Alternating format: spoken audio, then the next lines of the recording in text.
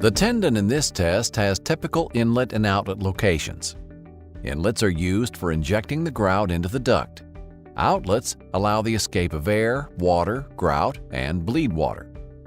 Inlets and outlets are typically placed in a number of locations and are shown on the approved post-tensioning layout drawings. These locations generally include the anchorage and the high and low points in the duct profile when the vertical distance between the highest and lowest point exceeds a specified distance. Additional secondary vents are placed near the high point vents in both directions from the high point outlets. In this demonstration, a single secondary vent has been added downstream from the high point vent. Grout is typically injected into a tendon at its lowest point in the profile. This allows the grout to flow uphill, effectively pushing air and water out of the vents at each anchorage or high point. As grout is injected into the low point of the tendon, the grout fills the low portion of the tendon and flows uphill in a plug or wall.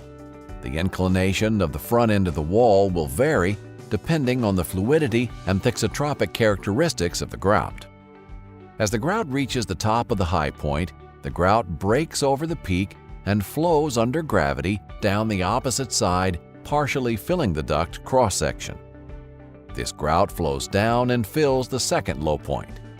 Once this low point is filled, the grout begins to backfill the downhill portion towards the high point.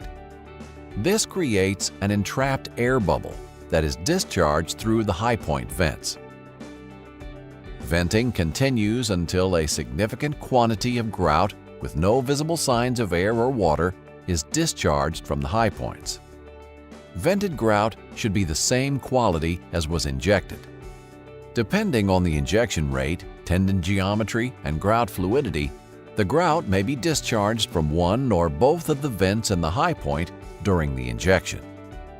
The typical sequence is to close the downstream vent prior to closing the high point vent. Good communication between workers tending vents and the grout plant operator are critical to proper venting and to prevent excessive pressure from occurring. Upon completion of venting, grout tubes should be kept elevated above the high point.